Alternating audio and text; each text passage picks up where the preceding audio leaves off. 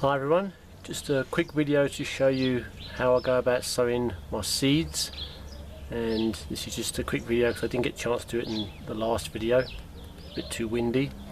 So this is what I sow most of my seeds like, vegetables, and these ones I'm going to be sowing today actually herbs. I'm going to do a bit of a herb garden, so I've got quite a few herb seeds to sow, but it's the same process for sowing vegetable seeds, herb seeds. So all I do in this case, I've got a tray and I'm going to be splitting the tray in half and sowing one herb in half the tray and a different herb in the other half of the tray. And to mark the tray, all I've got is some electrical tape.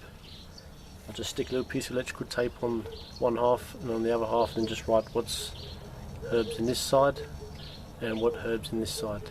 And I use this trick when I transplant my plants from the trays into little pots. I just take a piece of electrical tape, stick it on the side of the pot, and then write in there what's in the pot. And then when I take the plant out, just peel the tape off, throw it away, and then I can do it again next year. So the mix I'm using to sow my seeds, this mix is 1 part cocoa peat. It's those like compressed blocks you get in the nurseries, about the size of a house brick, and you just soak them in a bucket of water for about half an hour and they swell up. So it's 1 part of cocoa peat to 1 part of seedling soil and 1 part perlite.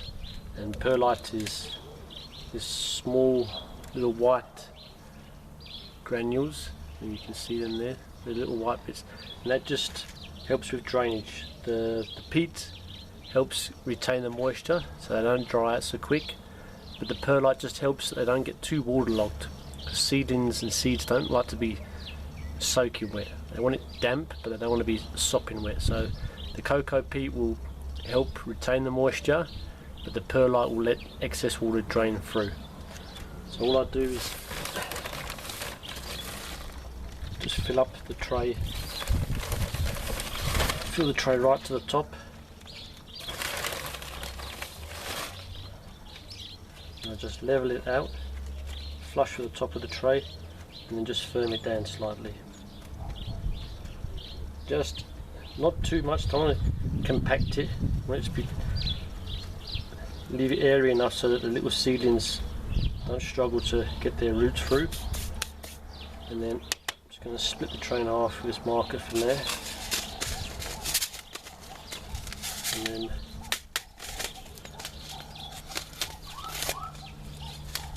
just going to sow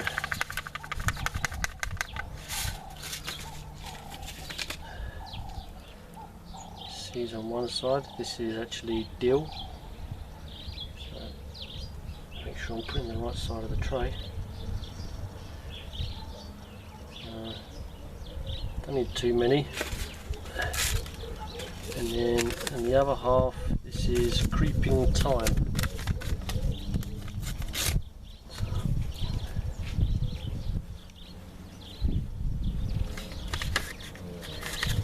Now these seeds are, I don't know if you can see, these seeds are just like powder, they're very fine. So I don't need a lot of these. A pinch of these seeds is going to go a long way. I can get them out.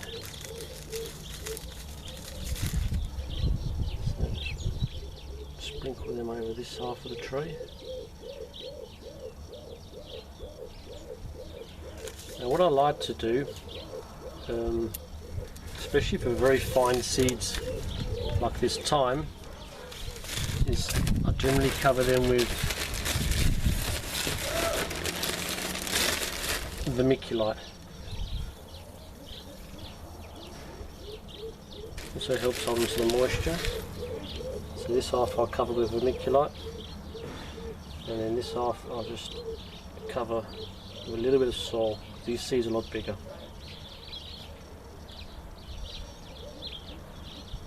So, and that's basically it. Then give them a light watering, and then I'll come back and show you what I do with them once I finish the other trays. So I'll see you in just a little while. Okay, welcome back. I've done all my sowing of my seeds. So the next process after I've sown everything is I give them good watering. Not too much water because the soil was fairly damp to start with, but just enough to wet the vermiculite. And then what I do is I put them in a plastic bag. So just a plastic food bag, freezer bag, and just seal at the end. What I do is just blow in the end of the bag.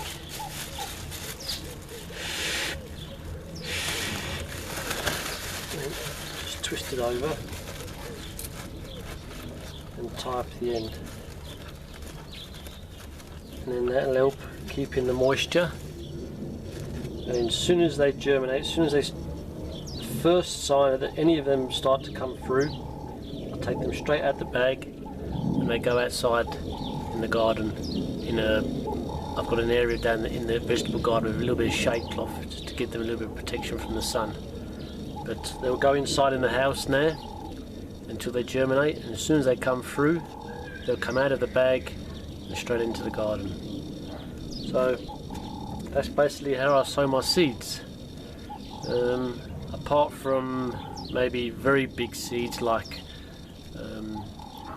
courgettes and butternut squash, they might normally just put them in a little individual trays of 6 and just put one big seed in each little cell.